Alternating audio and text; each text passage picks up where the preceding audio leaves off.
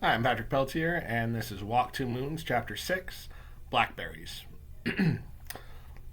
What was that diabolic thing that happened to Mrs. Cadaver? Gramps asked. You didn't tell us that yet. I explained that just as Phoebe was going to divulge the purely awful thing that had happened to Mr. Cadaver, her father came home from work, and we all sat down to dinner. Me, Phoebe, Mr. and Mrs. Winterbottom, and Phoebe's sister, Prudence. Phoebe's parents reminded me a lot of my other grandparents, the Pickfords. Like the Pickfords, Mr. and Mrs. Winterbottom spoke quietly in short sentences and sat straight up as they ate their food.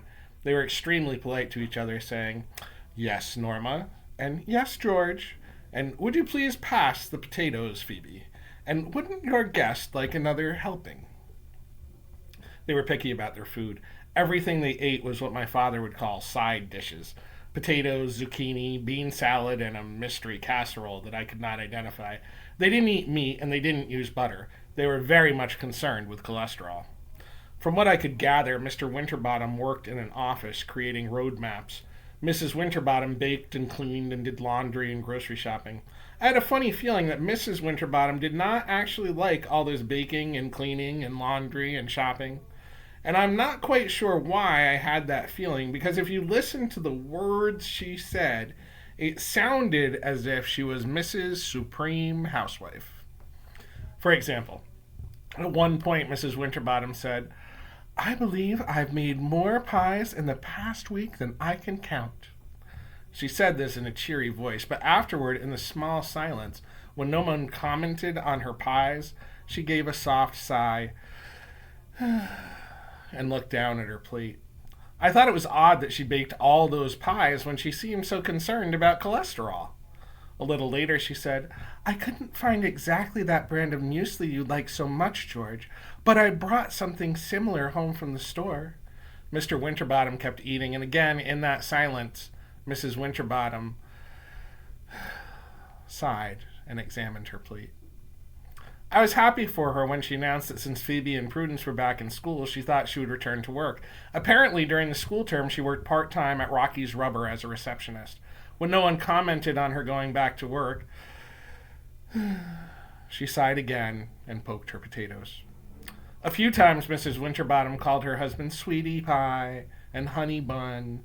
She said, Would you like more zucchini, Sweetie Pie?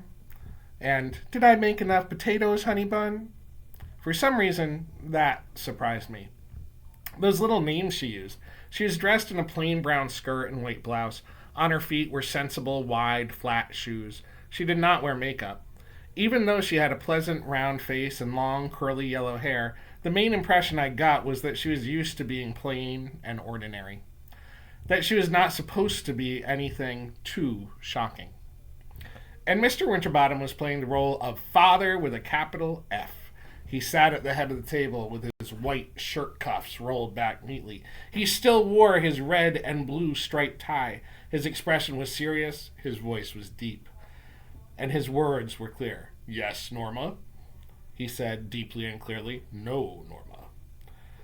He looked more like 52 than 38, but this was not something I would ever call his or Phoebe's attention to. Phoebe's sister, Prudence, was 17 years old, but she acted like her mother. She ate primly, she nodded politely, she smiled after everything she said. It all seemed peculiar. They acted so thumpingly tidy and respectable. After dinner, Phoebe walked me home. She said, You wouldn't think it to look at her, but Mrs. Cadaver is as strong as an ox. Phoebe looked behind her, as if she expected someone to be following us.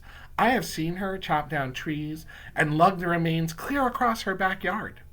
Do you know what I think? I think maybe she killed Mr. Cadaver and chopped him up and buried him in the backyard. Phoebe, I said. Well, I'm just telling you what I think. That's all.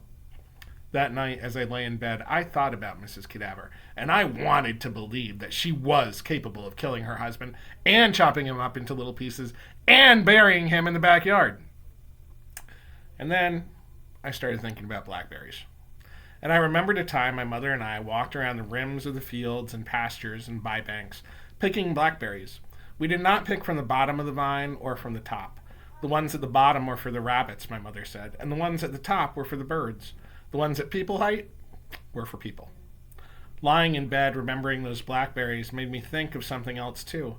It was something that happened a couple years ago on a morning when my mother slept late. It was that time she was pregnant. My father had already eaten breakfast, and he was out in the fields. On the table, my father had left a single flower in each of 2 juice glasses, a black-eyed Susan in front of my place, and a white petunia in front of my mother's. When my mother came into the kitchen that day, she said, "Glory!" She bent her face toward each flower. "Let's go find him." We climbed the hill to the barn, crawled between the fence wires, and crossed the field. My father was standing at the far end of the field, his back to us, hands on his hips, looking at a section of fence. My mother slowed down when she saw him. I was right behind her.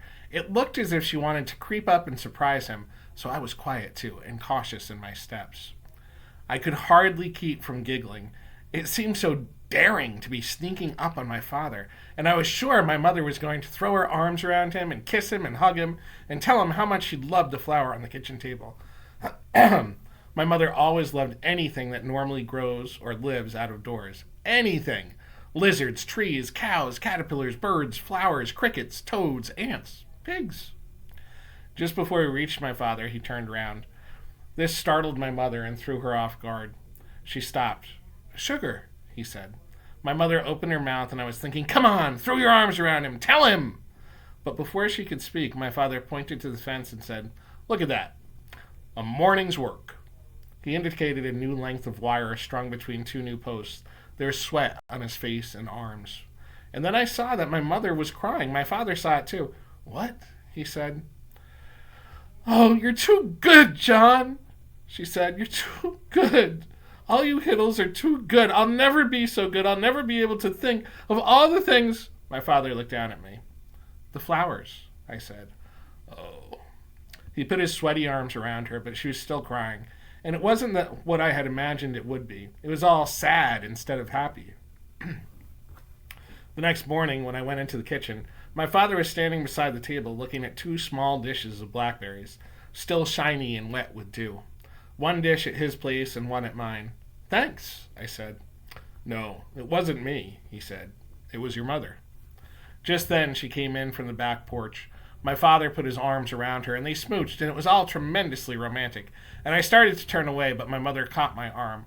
She pulled me to her and said to me, though it was meant for my father, I think, "See, I'm almost as good as your father." She said it in a shy way, laughing a little. I felt betrayed, but I didn't know why. It is surprising all the things you remember just by eating a blackberry pie.